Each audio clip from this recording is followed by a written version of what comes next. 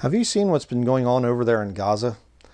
A lot of the stories of soldiers doing less than ethical things to prisoners.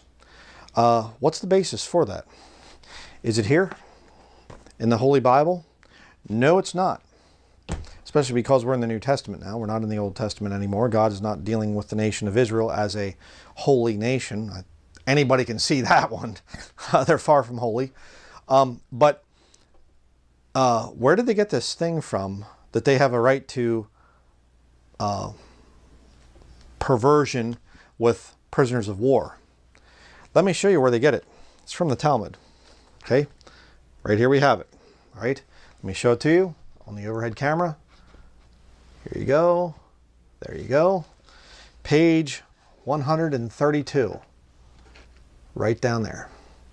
All right, check this out. But surely there is the allowance concerning a beautiful woman, a non-Jewish female prisoner of war.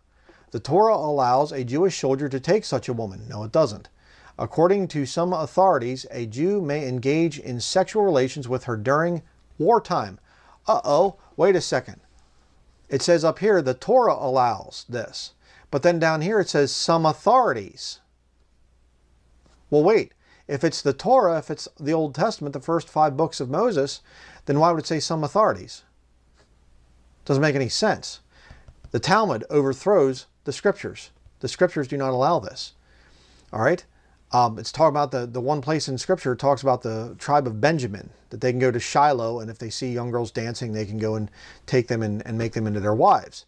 But it is not saying just anybody out in warfare, anywhere you are, you can do it anytime you want to. That's not what the Bible teaches. All right? The tribe of Benjamin was having hard times with, populating, being repopulated after God judged them. So they needed wives, and nobody wanted to give them wives, and that's why that was done. All right? And I'm not saying God was even for that. I'm saying that's why they did it. But it says here, sexual relations with her during wartime. So you can have relations with a non-Jewish female prisoner of war during times of war. Emergency war powers, sound familiar? And according to others, to convert and marry her as a, quote, concession to the evil inclination. Huh? You can have a concession to the evil inclination? You're giving in to your evil lusts? That's what they're saying here. Because your rabbi said it's okay. Your Talmudic rabbi said it's okay. This allowance is limited to Jews, but non-Jews are forbidden to take a woman in war because of their prohibition against robbery. Jews aren't prohibited against robbery. We'll see that here in a minute. As was explained earlier in the chapter 57a, thus we see that there can be something permitted to a Jew but forbidden to a non-Jew. Little interesting there. The Gemara answers, there the reason that a Jew is allowed to take a woman in war and a non-Jew is not allowed to do so is that non-Jews are not fit for wars of conquest. Okay, God shall enlarge Japheth. I think that's a prophecy of white Japhetic races being very good with wars of conquest, which history proves. Jews were commanded to conquer the land of Israel, but the other nations were not commanded to conquer lands. Really? Where does the Bible say that? Where does the Scriptures say that non-Jews are not allowed to conquer? Where does it say that? Just making stuff up. They're lying. Since the allowance regarding a woman of beautiful appearance was only given in the context of a war of conquest, it could only have been given to Jews and not to non-Jews. Okay? Okay. We just read this.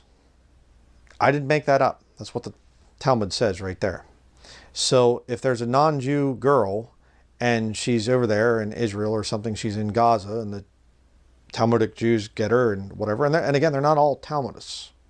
All right, this is a really radical sect of satanic people that follow the Talmud. But if they're a practitioner of the Talmud, they see a beautiful girl that's a non-Jew and they say, I have to give in to my evil inclination here. Yeah.